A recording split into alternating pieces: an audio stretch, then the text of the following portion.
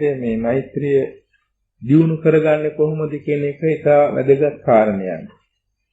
දැන් අපේ මේ අනුපිළිවෙලින් යන භාවනා මාර්ගයේහි මෛත්‍රී භාවනාව දෙන්නේ හතරවෙනි පියවරටයි.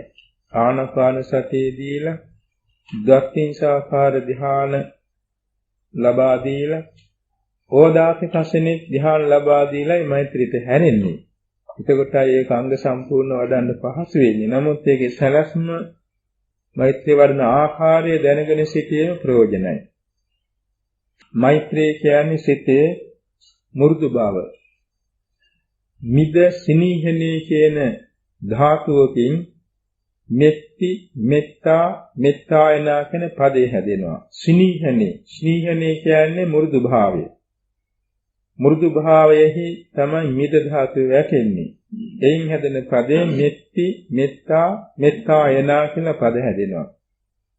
එතකොට එය ස්වභාවය හඳුන්වන්න තියෙන්නේ මාතා යථා නියම් පුත්තං ආයුෂා ඒක පුත්ත මනුරාක්ෂේ කියන පදයට අනුව මව්පියන්ගේ හද సంతානයෙහි සුවකීය දරුවන් ගැන තියෙනවා දියුණුව කැමැති බව.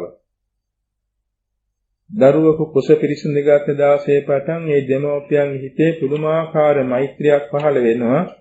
මේ දරුවා නිරුපද්‍රුතව මනුලව පහළ වේවා. එවාගේ මේ දරුවා ආයුෂයෙන්, වර්ණයෙන්, සැපයෙන්, බලයෙන්, ඥානයෙන්, ගුණයෙන්, ධනයෙන්, ධාන්‍යයෙන්, යසයිශ්වර්යයෙන් සෑම දෙයකින්ම දියුණුවටපත් වෙන වාසනාවන්ත පුණ්‍යවන්ත දරුවෙක් වේවා කියන දහසක් සිටිවිලි දෙමව්පියන් හිතේ ඇති වෙනවා. අන්නේ වාගේ අන් සීලුම සත්‍යයන් කෙරෙහි හිතසුව පැතීම තමයි මෛත්‍රිය. ඒ මෛත්‍රියට ඍජුවම ප්‍රතිපක්ෂ ධර්මය ද්වේෂය. මෛත්‍රියට රහසින් එන සතුරා රාගය. ඔය දෙක තේරුම් ගන්නට ඕනේ. රාගය, ලෝභය මෛත්‍රියට රිංගනවා. මෛත්‍රිය වගේ මුහුණු වරින් එන්න පුළුවන්. එතකොට මේ දෙක තේරුම් ගන්නට ඕන. ඊළඟ මෛත්‍රිය දියුණුවටපත් කරගන්නේ මෙහෙමයි.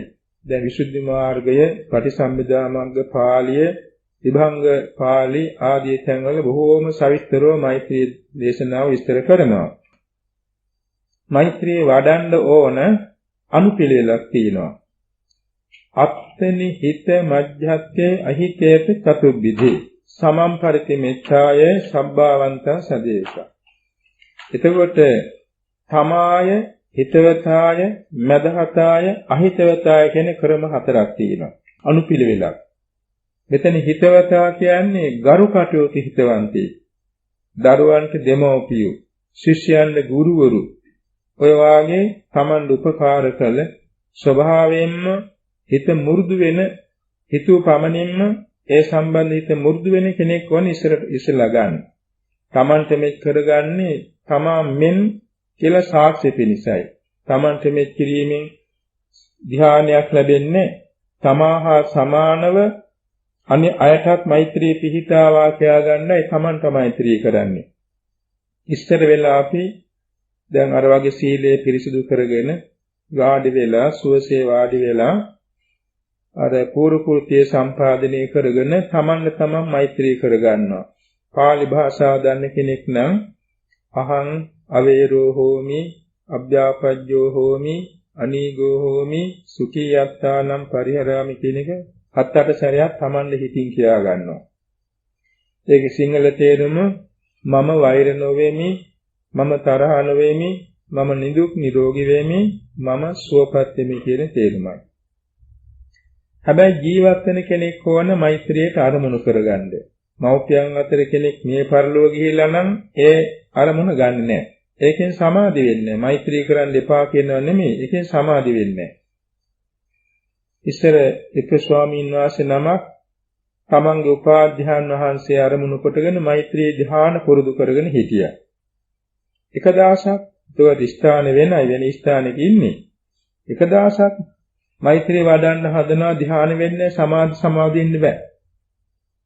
පස්සේ වෙන ගුරුවරයෙකුට කිව්වා මගේ ගාචාත් උපාධ්‍යාන වාසයේගේ අරමුණු කරන මම මෛත්‍රී ධ්‍යාන ලබාගෙන හිටියා මට දැන් මේක පිහිටන්නේ නෑනේ.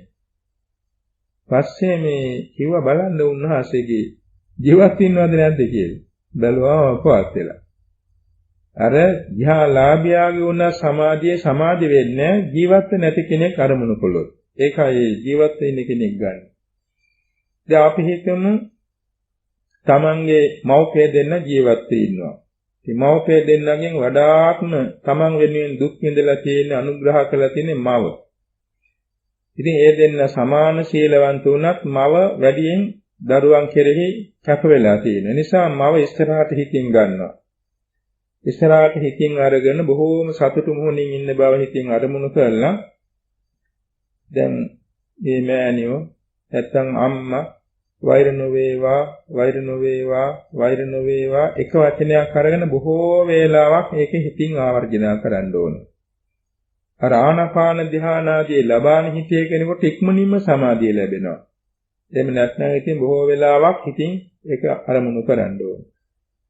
අපි ඒක සමාධි ලැබෙන හැටි ගැන සලකා බැලුවොත් දැන් වෛර නොවේවා කියන වචනය 100,000 සැරයක් හිතින් ආවර්ජන කරනකොට මේ මෑණියන්ගේ මුහුණ හොඳට අපට දැర్శණය වෙන්න පුළුවන්. එසේ දැర్శණය වුණත් නුනත් මේ මව කෙරෙහි තමන්ගේ හිතේ මෛත්‍රිය පිහිටලා එකපාරටම හිත ධ්‍යාන බාටපත් වෙනවා. ඒ මෞතුමිය කෙරෙහි අර වචනය අරමුණු කරගෙන ඒ අරමුණෙහි හිත කදින් කිදා බහිනවා වගේ සමාධි වෙනවා. මේ සමාධියේ පුරුදු කෙනෙකුට ඒක ඉතින් වශී කරගන්න ලේසි. ඒක විතක් වේචාර පීති සුඛ ඒකාග්‍රතාව සහිත පළවෙනි ධ්‍යානය. ඒක හොඳට ප්‍රගුණ කරගෙන ඊට පස්සේ විතර්ක විචාර දෙකේ ආදීනව සලකලා ප්‍රීති සුඛ ඒකාග්‍රතාව සහිත ද්විතිය ධ්‍යාන සමාධියෙන් කියලා අයමත් ඒ වචනේම ගන්නවා. ඒ වචනේම අරගෙන මෞතුමියට මෛත්‍රිය කරනකොට දෙවෙනි ධ්‍යානෙ ලැබෙනවා. ඒකත් වශී කර ගන්නවා. ඊළඟට එහි තියෙන ප්‍රීතිය ආදීන වශයෙන් සැලකලා සුඛ ඒකාග්‍රතාව සහිත ත්‍ෘතිය ධ්‍යානෙ ලැබෙන්න අදිෂ්ඨාන කරගෙන අයමත් ඒ වචනේම ගන්නවා. උතර තුන්වෙනි ධ්‍යානයක් ලැබුණා මේක වශී කර ගන්නවා. ඊළඟට දෙවෙනි වචනේ ගන්නවා. මේ අම්මා තරහ නොවේවා කියන වචනේ. ඒකනොත් අර වාගේ පළවෙනි දෙවෙනි තුන්වෙනි ධ්‍යාන දක්වාම යනවා. ඊළඟට තුන්වෙනි වචනේ ගන්නවා. නිදුක් නිරෝගී වේවා. ඒකනොත් ධ්‍යාන 3ක් දක්වා යනවා. ඊළඟට සෝපත් වේවා කියන හතරවෙනි වචනේ ගන්නවා. ඒ වචනෙන්ද ධ්‍යාන 3ක් ලබනවා. ඒතර තමන්ගේ මෞතුමිය ආරමුණු කරගෙනම වචන හතරට ධ්‍යාන 3 බැගින් 12 වාරයක් සමාධි ලැබුවා. ඊළඟට පියාණන් වහන්සේ ජීවත් වෙන්නවා නම් එතුමාට ආරමුණු කරගත් ඒ 12 වාරයක් ධ්‍යාන වඩනවා. ඊළඟට තමන්ගේ ගුරුවරයා ඉන්නවා නම් ඒත් එහෙමයි. තමන්ගේ වැඩිමහල් සහෝදරියක් එවාගේම සුළු පියෙක්, මහ පියෙක්, සුළු මවක්, මහ මවක් වැනි තමන්ගේ හිතයිසී අය ඉන්නවනේ ජීවත්වතර ඉන්නවා නම් ඒ අත්ව ගන්න එක එක්කෙනා. එතකොට තමන්ගේ මුල් ගුරුවරයා, දෙවෙනි ගුරුවරයා, එහෙම නැත්නම් තමන්ට ධර්මීය උගන්වපු ගුරුවරයා, එහෙම නැත්නම් තමන් විතර උපදෙස් ලැබෙන ස්වාමින් වහන්සේ ඔය වාගේ සම්භාවනීය කෙනෙක් එක්කෙනා අරගෙන 10 දෙනෙකුට විතර වෙන වෙනම ධ්‍යාන වඩනවා. වඩලා 10 දෙනාම එක්කාසු කරන්න ඕනේ. ඊට පස්සේ 10 දෙනාම එක සමූහයක් අරගෙන මේ මගේ කල්යාණ මිත්‍රයෝ කියලා අර වගේම ධ්‍යාන 12ක් වඩනවා. දැන් එතකොට හිත මිතුරන් කෙරේ පහසුවෙන් පුළුවන් වුණාම තමයි මධ්‍යස්ථ කෙනෙක් ගන්නවා. Taman උපකාර කරලත් නැහැ, අමනාප වෙලත් නැහැ. වෙන මධ්‍යස්ථ එක්කෙනෙක් අරගෙන ඒකමා වෙනුවෙන් අර වගේ එක එක වචනෙන් ධ්‍යාන 3ක් බැගින් වඩනවා. එහෙම එක එකනා අරගෙන 10 දෙනෙක් විතර වෙන වෙනම ඒ මෛත්‍රී ධ්‍යාන වඩලා මධ්‍යස්ථායට 10 දෙනා එක්කාසු කරනවා. ඊළඟට ගන්නවා අහිතවන්තේ. Tamanට අහිතවන්ත විපක්ෂ අමනාප පුද්ගලයෙක් ඉන්නවා නම් එයාටත් ඉතින් ඉස්සරහට අරගෙන එයාටත් අර වගේ එක එක වචනෙන් ධ්‍යාන වඩනවා. එහෙම අහිතවන්තයෙකුට මෛත්‍රී වඩන්න ගියාම අර කලින් කරපු කේපු දේවල් මතක් වෙලා හිත ගැටෙනවා නම් පළමුවෙන්ම ධ්‍යාන ලබාගත්ත දැන් අම්මට මෛත්‍රී කළා ධ්‍යානයයිමත් ප්‍රකෘති කරගෙන ඒ තැනටමයි මෛත්‍රී කරන්න ඕනේ. එහෙම 10-12 හැරයක් හරි කළාම අහිතවන්ත පුද්ගලයා කෙරෙහි ධ්‍යාන උපදවන්නට ඕනේ. අහිතවන්ත පුද්ගලයෝ කී දෙනෙක්ද එක එකනාට වෙන වෙනම සමාදින්න ඕනේ. ධ්‍යාන වඩන්න ඕනේ. දැන් එතකොට පුද්ගල භේදේ අවසන් කරා. හිතවතාටත්, මදහතාටත්, අහිතවතාටත් එක හා සමානව මෛත්‍රිය පවත්වන්න පුළුවන් වුණා. ඒකට කියනවා සීමා සම්භේදය කියලා. සීමා සම්භේදය කියන්නේ ඉම් කැඩුවා. ඉමක් නෑ දැන්. හැමදෙනාටම සාධාරණව මෛත්‍රිය පවත්වන්න පුළුවන් වුණා. ඊට පස්සේ මේ දැන් තමන් ඉන්න නිවසක් නම් දැන් මේ විහාරස්ථානයේ නම් මේ විහාරස්ථානයේ හරි මේ නිවස හරි මේ තමන්ගේ හිත ඉහළට අරගෙන මේ විහාරස්ථානයේ සීල සත්‍යෝ කියලා එක කොට්ටාසයකට සත්ව කොට්ටාස එකකට අර වගේ වචන හතරට ධ්‍යාන 12 වඩනවා.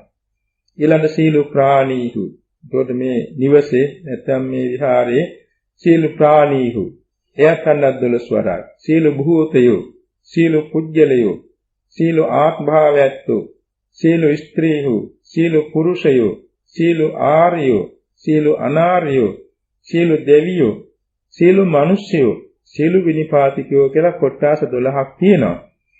අර වගේම එක එක කොටසෙට මෛත්‍රී ධ්‍යාන 12 වඩනවා. හැබැයි ඉතින් මේක අර දැන් මෙහෙම ගණන් කිව්වට වේගයෙන් කරන්න පුළුවන් වෙන හිත පුරුදුනෙන් පස්සේ බොහොම ඉක්මනින් පුළුවන් වෙනවා. ඊට පස්සේ තමන් ඉන්න ගම්මානේ ගන්නවා. ඊට පස්සේ තමන් ඉන්න නගර ප්‍රදේශ ගන්න. හැබැයි ඒවා මේ ඒ ස්ථාන පැතිරෙන්න හිත තව ඉහළට යනවා. ඉහළට ගිහින් ඉහළ ඉඳලා බලන්න තමයි මේ කරන්නේ. හරියට වර්ෂාපතනයක් වැටෙනවා වාගේ. ඊළඟට තමන් ඉන්න රටේ. ඊළඟට තමන් ඉන්න ලෝකේ. ලෝකේ කිව්වම දැන් මනුෂ්‍ය ලෝක, සතර අපාය, දිව්‍ය ලෝක, බ්‍රහ්ම ලෝක, අරූප රූප ලෝක, අරූප ලෝක ඔක්කොට වඩන්න වෙනවා. එතකොට හිත දන්නේම නැතුව ඉහළට කියලා තමයි බලාන ඉන්නේ. බලාන මේක දිහා බලාන ලෝකයේ අර වගේ සත්ත්ව කොට්ටාස 12 ආකාරයෙන් ධ්‍යාන වඩනවා. ඊට පස්සේ දස දිශාවෙන් එක දිශාවකට ගන්නවා. දැන් තමන් ඉන්නේ නැගෙනහිර දිශාව බලාගෙන නම් නැගෙනහිර දිශාවේ තමන් ඉහළ ඉඳගෙන නැගෙනහිර දිශාවට සත්ත්ව කොට්ටාස 12ට අර වගේම 12 සමාපatti ධ්‍යාන සමාදිනවා. ඊළඟට දකුණට, බටහිරට, උතුරට, අනු දිශා 4ට වෙනම, යට දිශාවට, උඩ දිශාවට. දැන් මෙහෙම ඒ මෛත්‍රී ධ්‍යාන වැඩියෙන් පස්සේ පුද්ගලයාගේ සිත හැපිටින් බ්‍රහ්ම ලෝකේ ඉන්නා වගේ තමයි. ඒ සිත බොහෝම කර්මන්නේ, බොහෝම පිරිසුදුයි, බොහෝම සෞම්‍යයි. ඉතින් එයාටගේ හිතේ තියෙන මෛත්‍රී බලය ලෝකෙට විහිදුලා ගියා වෙනවා. ඉතින් ওই මෛත්‍රිය ඔච්චර ඈතට පවත්වන්න පුළුවන් වෙනවා ආලෝකයේ, කසිනාලෝකයේ හොඳින් තියෙන කෙනෙකුට. ඊට ඉස්සෙල්ලා කරනකොට ටිකක් ඉතින් අඩුපාඩුකම් දැනෙනවා. නමුත් ධ්‍යාන වඩන්න පුළුවන්. මෙන්න මේ සලස්ම තමයි මෛත්‍රී ධ්‍යාන වැඩිීමේ පිළිවෙත. ඉතින් ධ්‍යාන වැඩිම හැමදෙනාටම හැමදාම පහසුවෙන් කරන්න පුළුවන් කියලා අපි කියන්නේ. නමුත් මේකේ සලස්ම මෙහෙමයි. ඊළඟට දැන් අපි මෛත්‍රී කර්මස්ථානයේ අපි ඉස්සෙල්ලා කියවනේ අර දින නිවෙන්නත් එකනේ. ඒ වගේ මෛත්‍රී කර්මස්ථානයේ පාලි භාෂෙන් හරි සිංහල භාෂෙන් හරි Taman දන්න වචන වලින් භාවිතා කිරීම ඒකට කියනවා කර්මස්ථානයේ භාවිතා කිරීම. ඒකත් කුසල්. ඒකෙනුත් කුසල් අප්‍රමාණ සිද්ධ වෙනවා. ඒක හරි උසස්ම කුසල් බාටපත් වෙන්නේ ධ්‍යානපත් තත්ත්වයට වැඩුවාමයි. යන්නේ ඒක නිසා කරණීය සූත්‍රයේ කියවනේ මෙත්තංජ සම්බ ලෝකස්මින් මාන සම්භාවයේ අපරිමාණං උද්ධං අධෝච තිරියංච අසම්බාධං අවේරං අසපත්තං. අනේක. දැන් මේ විදිහට මෛත්‍රී ධ්‍යාන ඔකට කියන මෛත්‍රී චේතෝ සමාපatti කියලා. චේතෝ විමුක්ති කියලා. මෛත්‍රී චේතෝ විමුක්ති. ඔය මට්ටම දිනු කරගත්ත පුද්ගලයාට විශේෂානිසංස 11ක් ලැබෙනවා. මොනවද? සුඛං සුපති සැපෙන් නිදෙනවා. සුඛං පටිබුජ්ජති සැපෙන් අවදි වෙනවා. න පාපකං සුඛිනම් පස්සති නපුරු සීන නොපෙනී යනවා. මනුෂ්‍යානං පියෝ හෝති මනුෂ්‍යයන්ද ප්‍රිය වෙනවා. අමනුෂ්‍යානං පියෝ හෝති දෙවියන්ට අමනුෂ්‍යයන්ද ප්‍රිය වෙනවා. දැන් කරණී සූත්‍රයේදී කියවනා නේක දේවතා රක්ඛන්ති දෙවියන් ඇවිල්ලා තමාව රකිනවා. ඒ කරණී සූත්‍රයේ සම්බන්ධවත් ඒක පැහැදිලි වුණානේ. නාස අග්ගවා විසංවා සත්හං වා කමති. ගින්නක් හරි අවියාවුද හරි වසවිස හරි ශරීරගත වන්නේ නැහැ. කවදාකවත් ධානයේ ඉන්නකොට මේ මෛත්‍රිය වැඩි එක්කෙනාට ගින්නක් ශරීරගත වෙන්නේ, අවියාවුද ශරීරගත වෙන්නේ, වසවිස ශරීරගත වෙන්නේ. තුවටං චිත්තං සමාධියති. වහවහ හිත සමාධි වෙනවා. කිසි පමාවක් නැතුව හිත සමාධි වෙනවා. හිත සෞම්‍යයිනේ. මුඛවන්නෝ විප්පසීදති. මුනේ වර්ණේ බොහෝසෙන් ප්‍රසන්න වෙනවා. අසම්මූලෝ කාලං කරෝති. මරණාසන්න මොහොතේදී හොඳ සිහිනුවණින් ගත වෙනවා. උත්තරින් අප්පටි විජ්ජන්තු. අරිහත්ත්වයටපත් නුනොත් බ්‍රහ්ම ලෝකූපගෝ හෝති බඹලව උපදිනවා. අපේ බුදුරජාණන් වහන්සේ බෝධිසත්ව කාලේ තාපස කෙනෙක්ව ආත්ම භාවයකදී අවුරුදු 7ක් මෛත්‍රී ධ්‍යාන වැඩුවා. මහා කල්ප 8ක් එහෙතුවෙන් මේ ආභාසර බඹතලේ බ්‍රහ්ම සැප විඳ මහා කල්ප 8ක් 300 වාරයක් ඒ මෛත්‍රී බලයෙන්ම සක්දෙව් රජ වුණා. 500 වාරයක්ම මනුලොව දීර්ඝාස කාලයෙහි ශක්තිති රජ වුණා. තා ප්‍රදේශ ශාන්ති සම්පත් ආදී ලැබුව වාර අප්‍රමාණයි. ওই දේ තුන්වහන්සේගේ බෝධිසත්ව චරිතයක් තියෙනවා. සරුවත් මහ රහතන් වහන්සේත් එහෙම. අරක කියලා තාපස කෙනෙක්ව අත්වරුද්දක් මෛත්‍රී ධ්‍යාන වැඩුවා. මහා කල්පතක් ආභාසර බඹතලේ ධ්‍යාන සැපවින්න. ඊට පස්සේ අර වගේම වාර 300ක් සක්දෙව් රජ වුණා. වාර 500ක් සක්විති රජ වුණා. ඒකාර ධර්මද්වජ පඬිත ජාතක දේශනා කාලයේදී චත්තපාණී කියලා කපු මහත්මයෙක් එතුමාට ජාති ස්මරණ ඥානය ලැබිලා එතුමා අදිෂ්ඨාන කරගත්තා නිවන් දකිනතුරු මගේ සිතේ තරහක් ඇති නොවේවා කියලා.